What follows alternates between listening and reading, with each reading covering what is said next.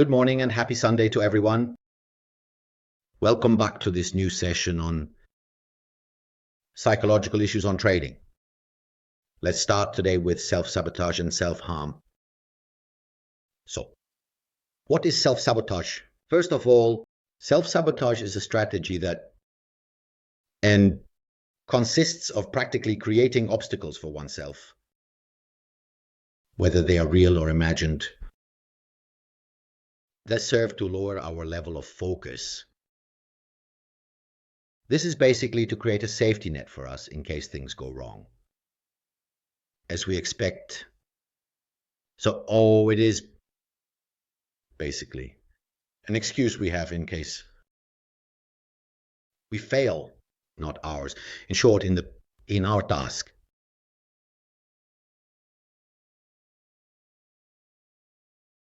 Let's say that essentially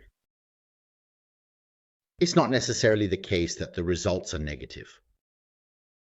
It could also be that they are positive, but we build ourselves an alibi in advance so that everything can have a third party to shift the blame onto. And it ensures that our self-esteem doesn't get damaged by this whole mental process. So, in the end, it's like if the brain used this trick essentially to always find oneself winning, so basically it's a win-win. If things go wrong, I'll blame external factors, third parties, right? Then, well, we'll see what they might be. If things go well, the credit is mine. So it's win-win. I always win. This is because our brain tries to protect our self-esteem. It's a defense mechanism that, if we learn to recognize, we'll see later on all the benefits we can get from this. Classical doctrine has identified basically there are two types of self-sabotage, a narrated self-sabotage and a behavioral self-sabotage. Let's start with the second one, behavioral self-sabotage. What does it mean? It refers to a whole series of real behaviors that we engage in to avoid taking responsibility for the task at hand. Looking for constant distractions with the phone, things to do. Or for example, tomorrow is an important day because there's the release of an important macroeconomic data point. What do? I show up for the day completely unprepared. Maybe I go out with friends in the evening. I'll drink. I'll be there in the morning. Dazed, unprepared. I don't know the levels. I know what the expectations might be, and I just dive into the fray. No need to tell you what it could be, what the outcome will be. And this, let's say, is behavioral self-sabotage, which summarizes a bit of real behaviors. Then we have narrated self-sabotage, which is a whole series of excuses we create to shift the blame. My friend called me early. I had to take the kids to school. I don't know, the courier has arrived. What you want, in short, are all the speeches that then internally you have already done them, so there is no need to go into great detail. These are dynamics that can then be, let's say, individual for each of you. And what do all these behaviors do? They give our brain the illusion of protecting us, of protecting our self-esteem, while at the same time, they don't protect us from failure. And as I was saying, by not protecting us from failure, the only intent of all these mental processes that our brain puts into action is to safeguard our self-esteem. Basically, the brain puts into action all these self-sabotage mechanisms, whether they're narrated or behavioral, simply to prepare for failure. We prepare for failure. Typical phrases, that each of you must have said 1,000 times. Including me, of course, it always happens. Everything goes wrong for me. It all goes wrong with me. Now, look at what happens. Just like I thought I knew it would go this way, all these phrases that will definitely sound familiar to you. All of this happens because our inner child doesn't want to take responsibility for its actions. And so it blames all these external factors that we mentioned earlier. The problem is that by giving space to these mechanisms and avoiding our responsibilities, we will continue to make the same mistakes. Like a hamster on a wheel, we'll keep going around in circles with all these things. The question that I think at this point you should be asking yourselves is, why don't we take on these responsibilities? Thank you. The doctrine identifies various aspects.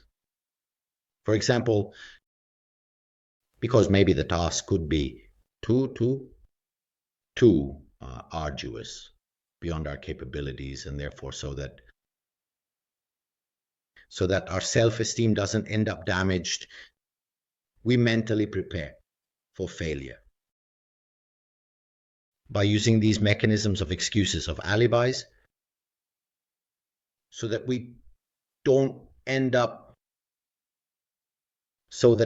make the brain work differently, because we are used to doing it in a certain way. And we want to continue doing it in this way. So, our childish ego is what rules. This part of our reasoning, therefore, in order not to put itself at risk, just to avoid stepping out of their comfort zone, it puts up all these mechanisms to safeguard self-esteem. Basically, in short, there's everything. So beyond to these various aspects, in addition to what we just mentioned, so stepping out of a comfort zone, for our childish ego, it's traumatic, basically, because it finds itself in an unknown territory and has to put itself on the line and doesn't want to do that. So by putting all these mechanisms into play, it protects itself because it safeguards its self-esteem. It could also be among the various aspects about not taking responsibility, which we've simply gotten used to doing this way. So over the years, I'm fine with it this way. So I accumulate these mental layers on top of each other without ever changing my behavior. Because as I said, I'm fine with it. Another reason could be, I made some notes, obviously, that of setting overly ambitious goals. Let me give you an example. I'm overweight, summer is coming, I want to get ready for summer because I want to have a more toned body. I've been on the couch all winter watching games or football on TV, drinking beer, drinking Coca-Cola, eating chips, other junk like that. So then I wake up one morning and I want to start running 10,000. I set myself the goal of running 4 times a week. 10 kilometers. It's inevitable that I won't make it.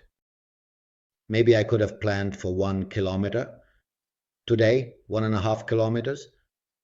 Tomorrow, then 2, then 3. It would have been more gradual. Instead, my intention is not to want to succeed in this goal. Here I set myself achievable goals, because at the first obstacle, I might say, well, maybe I overdid it a bit.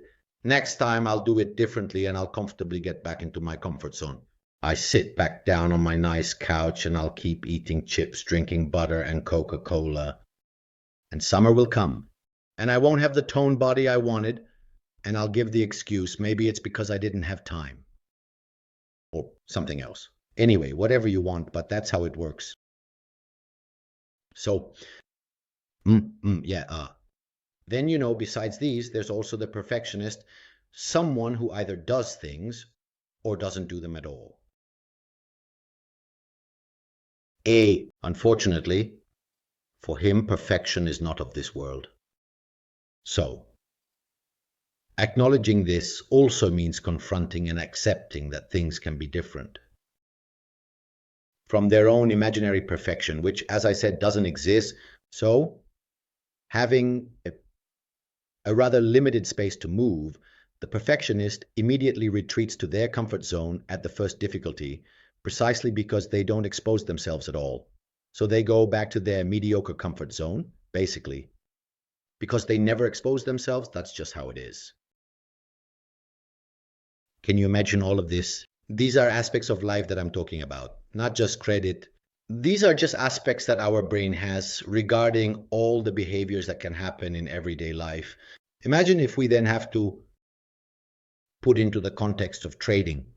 Imagine all these processes, how they amplify and how they complicate things, and in a way, well, clear and decisive in most cases. The fact is that trading isn't just a matter of will. Night, because there are issues that are difficult to control as they come into play. Elements of randomness that are beyond our control to work well. As a trader, I often don't have it. It's not quantifiable. I mean, the time and effort spent studying aren't always quantifiable. With a positive outcome, why is that? Because there's the randomness of the market and, in the face of this, let's say that in the face of this situation of randomness, the trader finds themselves having to act because essentially that's what a trader does. This involves predicting the future, so having to foresee the future of something random. So, imagine the double difficulty in doing this and in accepting that all of this, I repeat, is random. It's outside of our control. Whatever it is that we put in is beyond our control. So imagine how trading is really fertile ground for all these self-sabotaging behaviors. As I was saying, the trader often puts in a lot of passion, desire, time, study, dedication, and money, especially at the beginning. They might even sacrifice time with their family. But all of this could also happen, that in the end we might not become good traders because we keep jumping from one trainer to another, from one service to another. These are all things that I imagine you've probably switched from one strategy to another many, many times. From, I don't know. I repeat, it's this constant wandering. Because in the end, people don't want to take responsibility for looking inside themselves and really starting to understand what the problems are that they face. Then imagine, for example, a trader who decides to live solely off trading, and so with all the obligations and responsibilities of supporting their family. The impact on everyone increases. His results about his life. So just imagine how many responsibilities there are. In short, the trader has to take responsibility. And so self-sabotage is nothing more than a mechanism to escape these responsibilities and safeguard one's self-esteem.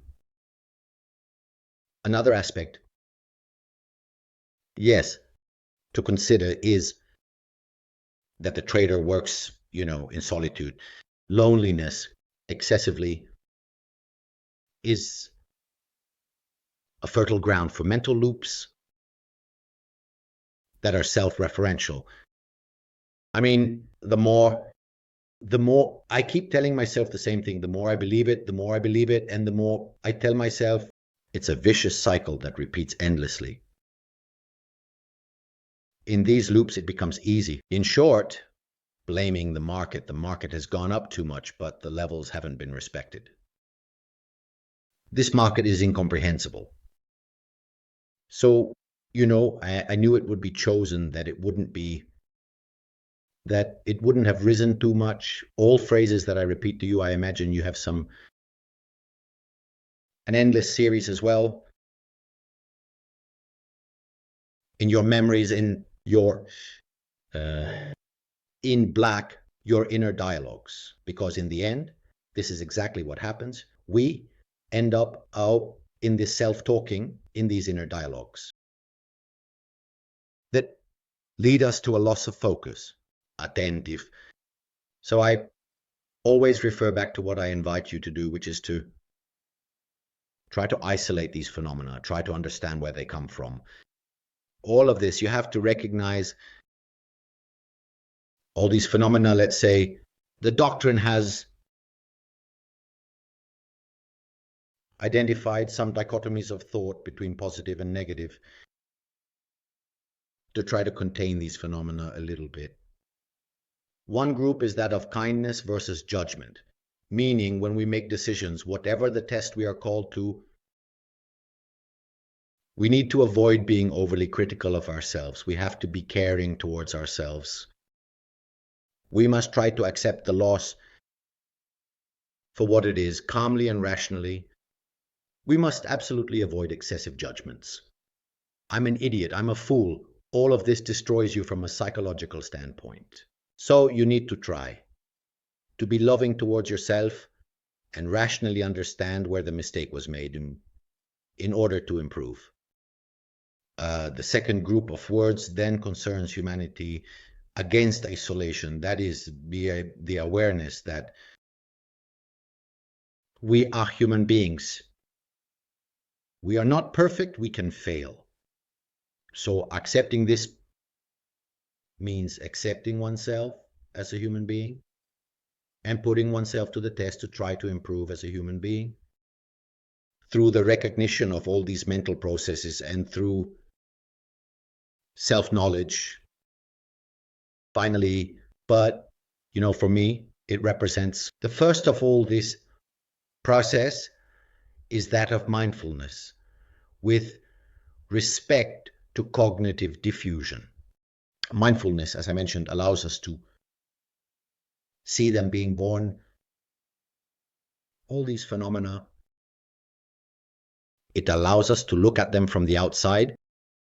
It allows us to look at them as neutral spectators and helps us manage our decisions with rationality and objectivity.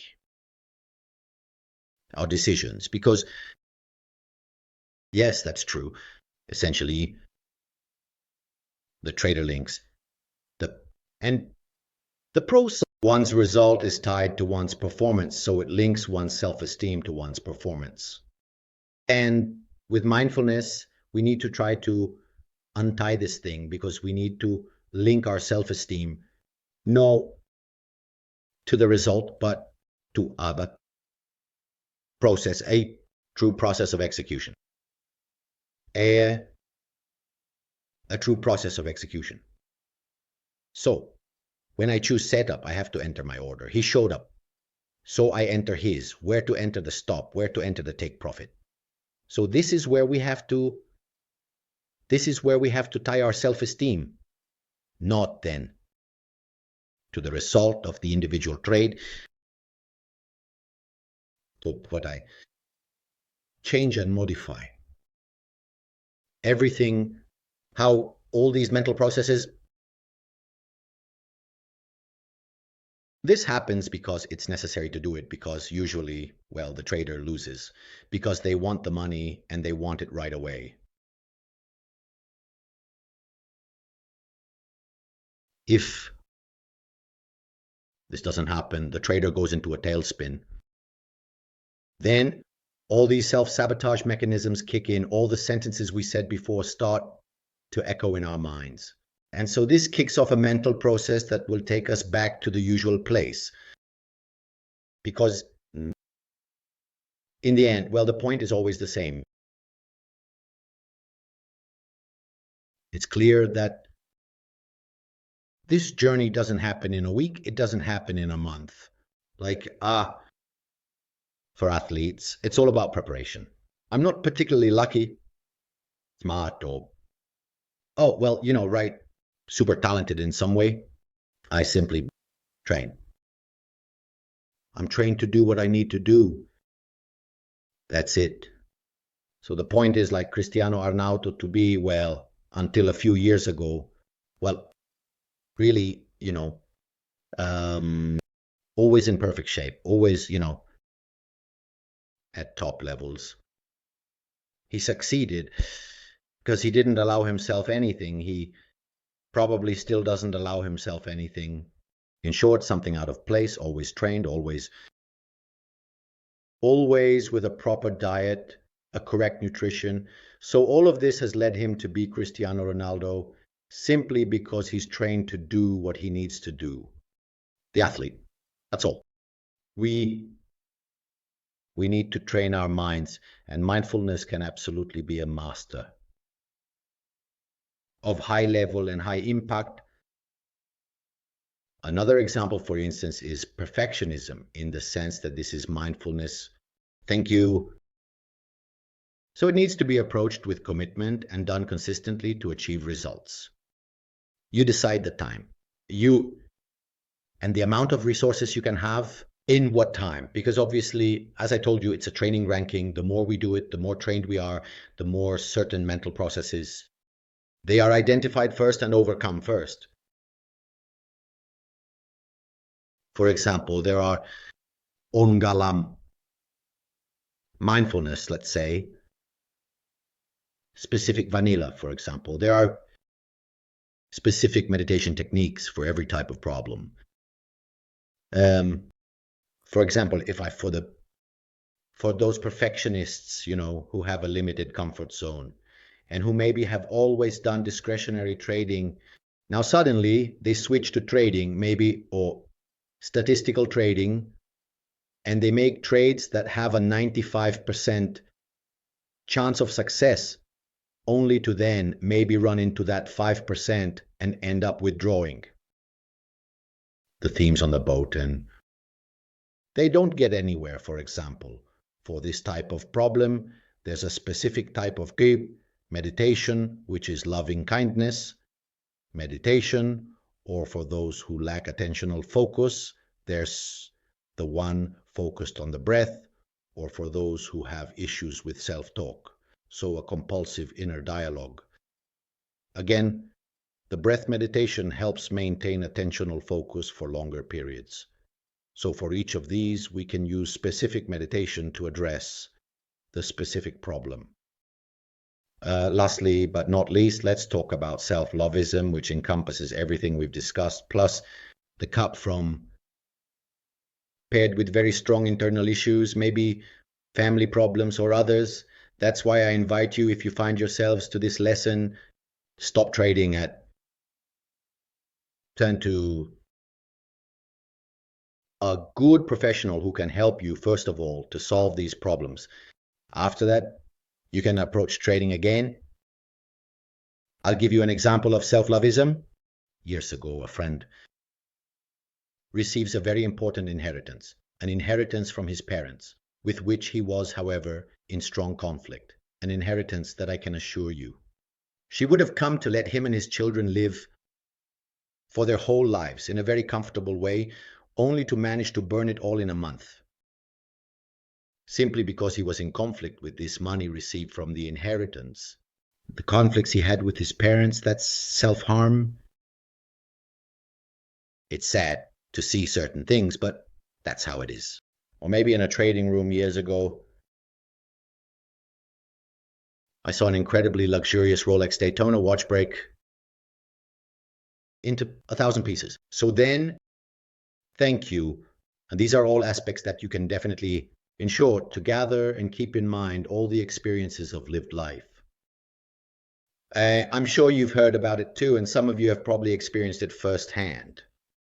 What I can tell you is to write all these things down, keep a diary. If one day you decide to approach meditation more seriously, effectively, all these diaries you can keep during these moments. So these self-reflections, what do you tell yourselves? What do you think in those moments, all these aspects that I've tried to summarize a bit in this video? Keep a diary, as it can definitely be useful to you. Or it can definitely be useful when you decide to practice meditation in a more focused way. Having the diary at hand, you can already identify what the problem is, and from there, try to do some a practice, a mental training aimed at solving that problem.